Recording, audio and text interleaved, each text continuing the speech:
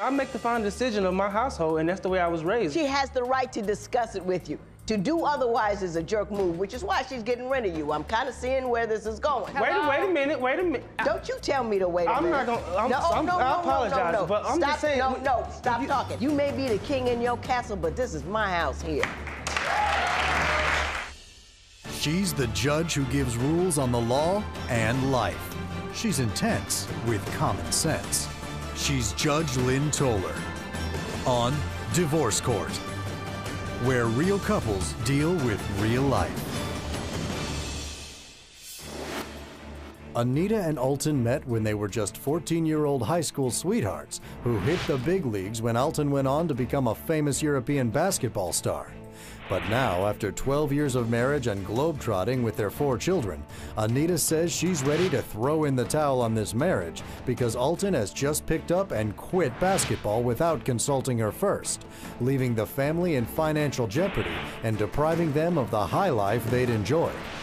One of our family members got really sick, one of our children, and we didn't have medical insurance in the state, so we had to pay out of pocket. Right. $130,000. Whoa. Depleted our savings. She went out to buy maybe $2,000 worth of summer clothes. It's spring. We got rent is due. Will Anita give Alton one more shot to win her back, or will the shot clock run down on this marriage for good? Today on Divorce Court. All rise. Court is now in session. The Honorable Judge Lynn Toller presiding. You may be seated. Good day, ladies and gentlemen. I'm here today with Anita and Alton Mason. The two of you have been married for 12 years and you have 4 children between you. You do not want to be married anymore. Well, that's not quite the case. Mr. Mason, you contacted us because you'd like to save this marriage. For sure. Ms. Mason, you are through, done, and finished. And you want to have a financial resolution to this matter as well. So I'm going to start this out by asking you to tell me a little bit about your marriage and why we're here in divorce court today. My husband was blessed to be a professional basketball player in Europe. So we have traveled the world the last 10 years. Right. He's been working in his profession. And he just ups and decides to retire without even speaking to me about it, just made the decision on his own. I mean, he's played all over. Hang on, how old was he when he retired? How old 34. were you when he retired? 34? 34 years old, yes, sir. Yes, ma'am. This is just recent. We have traveled all over. He played in Greece, Belgium, France, Germany. And you enjoyed that life? Amsterdam. Enjoyed it, yes, absolutely. I felt like it was a blessing for us. I supported him. I had kids overseas. It was our life. Okay. Mr. Mason, you retired at 34, correct? Yes, ma'am. Did you talk to her about it? I had a meeting with my manager. Right. She came with me. Right. And we sitting in a meeting, and he asked me do I want to renew my contract? I said. Granted, Judge. No. I said, I don't want to renew my contract. I'm done.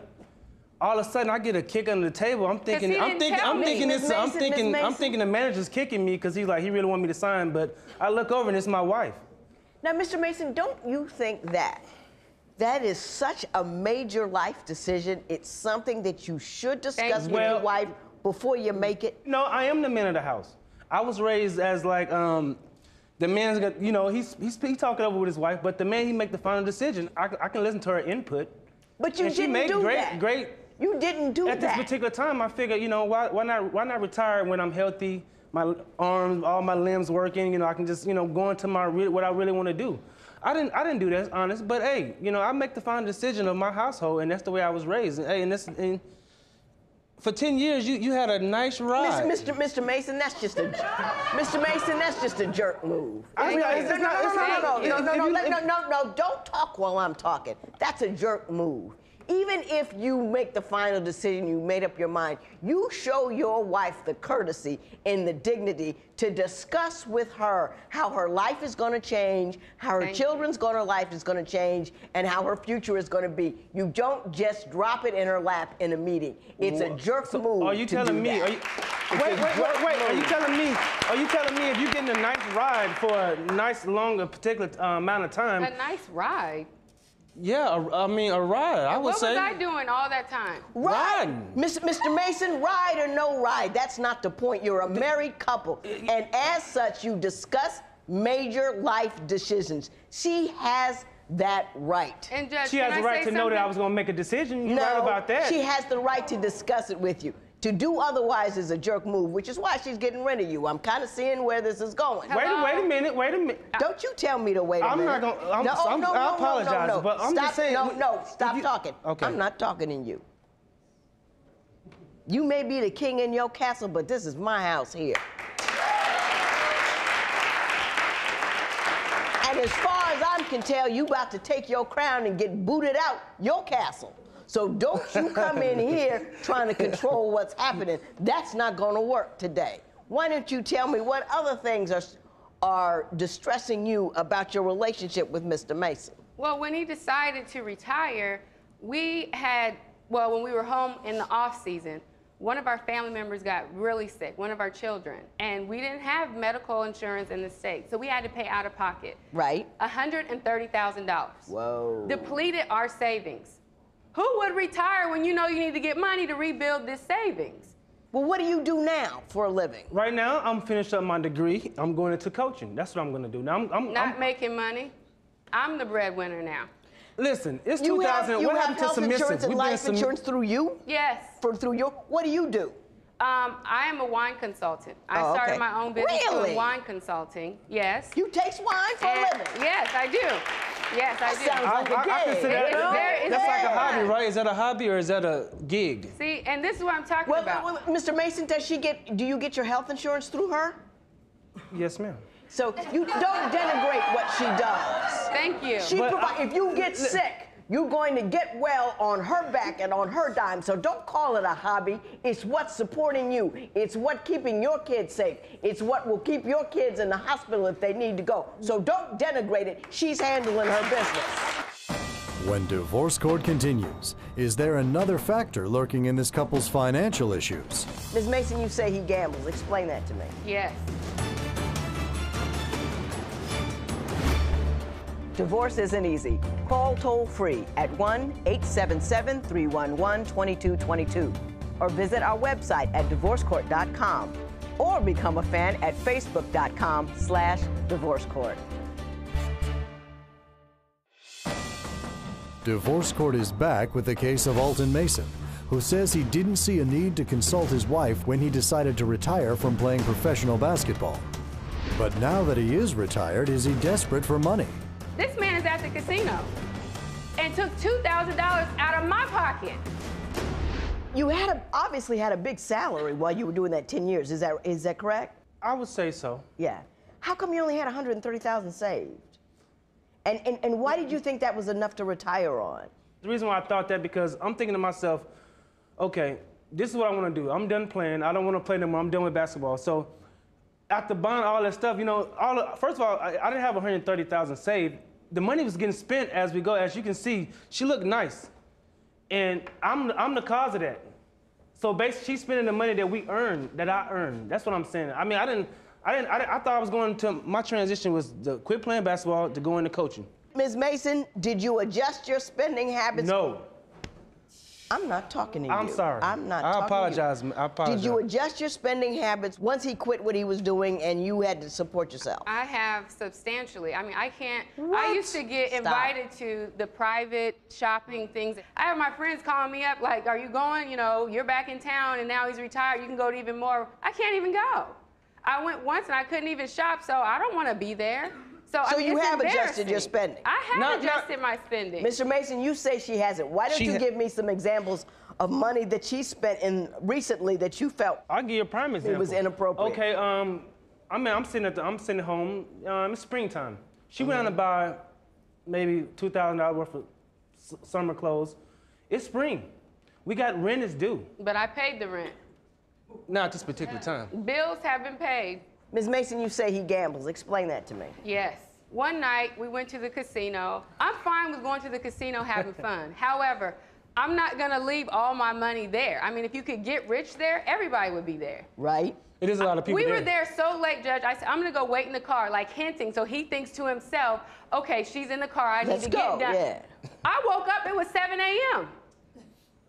And I had to go in and get him. Not 7 a.m. I woke up and he was opening the car door. I had to go in and get him. Do you gamble a lot, Mr. Mason? Or is it just every once in a while? It's like a hobby. This man thinks he's gonna get it big. It's like a hobby. It's like a hobby. And how often do you do it? 5 days a week. Exactly. 5 days a week? You gamble 5 days a week? That's too much. Can you afford it? I'm trying to get the money back that she didn't spend. I'm trying to get the money back that she didn't spend. You say the same thing I'm trying to get the money back she didn't spend. It's just silly. Can I say something, Judge? Yes. He's saying he's trying to get the money back that I spent. Let me tell you, we had an argument about this, what we're talking about, his retirement thing. He took me out for a nice dinner. We go to bed together.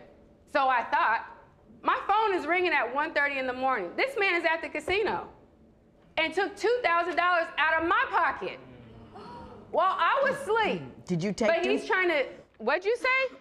You're trying to get the money back that I spent? If you married, it's our money. Did you? But what did you just say? Right? What did you just say? No, if we married, it's considered our I'm talking to money. you. Yes.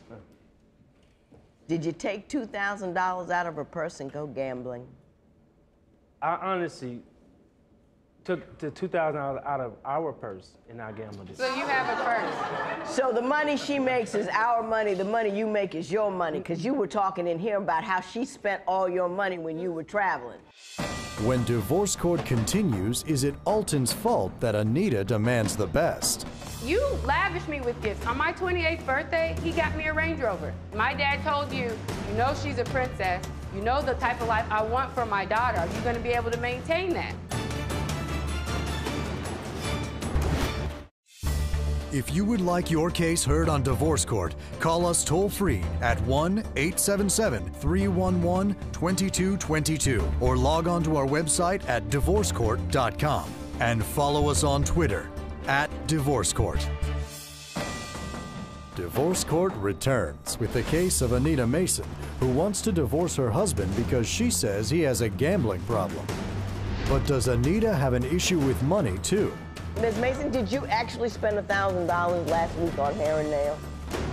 You seem to be concerned about the manner that she spends her money, and you find it inappropriate for her to spend money on clothes, when in fact you seem to have no problem leaving it at the casino. Why is what you do with the money appropriate and not what she does? And the reason why I think that is because I'm trying to get more money. I'm not spending it on no purse or I'm not spending it on no shoes. So you're saying it's an investment towards more money? It's an investment, of course. How's it turned out? It's investment, I mean. How's it turned out for you? How much have you made? Are you up? Are you down? Are you what?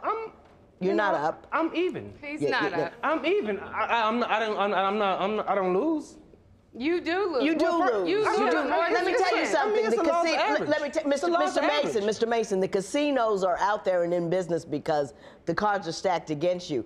You know, statistically, you lose. That's how they make their money, off of people like you who don't have enough sense to know that they go in there with the odds stacked against them. That's how they make their money. But let me ask you this. When I go in there, and I might win $2,000, I don't hear, oh, we did this. This what I do here.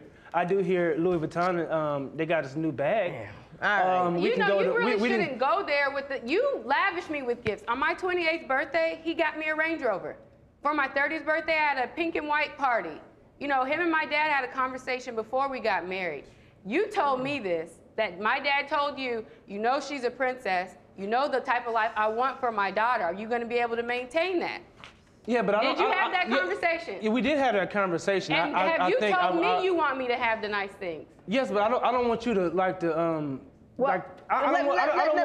get off Mr. Mason for a minute. Ms. Mason, did you actually spend $1,000 last week on hair and nails? Close to that, yes. How much sense does it make to spend $1,000 on your hair? I had it. I paid the bills. I mean, unlike him, I would never go do something like that without making sure these bases are covered. Do you have savings? She done done that before. Do you have anything in the bank? We do have a savings right now. It's a very small one.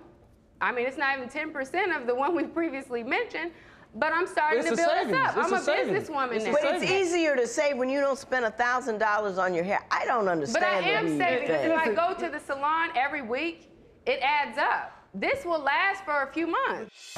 When divorce court continues, what does Alton say to make Judge Lynn call him out? You just the biggest jerk I've talked to in months. I don't like you.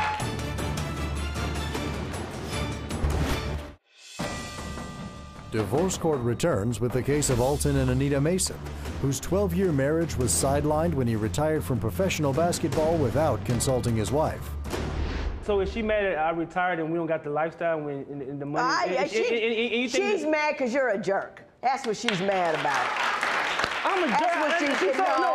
That's her problem. That's what she's mad about. And I'll explain it to you in a minute. First, tell me about the $2,000 that you're seeking from him. Obviously, that's like stealing. I don't care if we are in a marriage. Yes, the money should be both of ours.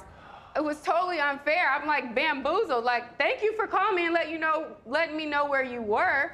But why didn't you say I want to go to the casino? I felt disrespected all around, and I feel he owes me this money because I earned it. It was for the rent. He's being irresponsible yet again, being selfish, and just doing whatever he thinks that he needs to do without thinking about the consequences. Mr. Mason, your response to that would be? Is I'm trying to go and get more. You know, I figure like, you know, I'm trying to get more for our family, you know what I'm saying? Like I said, the casino is not a guarantee. We all know that. It's a gamble.